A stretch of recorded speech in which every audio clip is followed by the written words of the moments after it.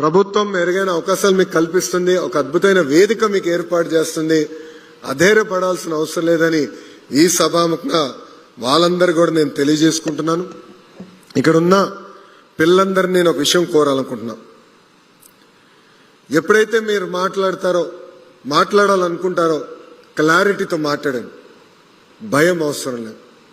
మీ మనసులో ఒక ప్రశ్న ఉంది, ఆ ప్రశ్నకి సమాధానం రావాలనుకుంటే 1 కాదు 10 కాదు 100 సార్లు అడగాల్సిన బాధ్యత మీ పైన ఉంది. చర్చిద్దాం, కానీ చర్చ అనేది ఫ్యాక్ట్స్తో చర్చ జరగాలి, ఫ్రస్ట్రేషన్తో కాదు.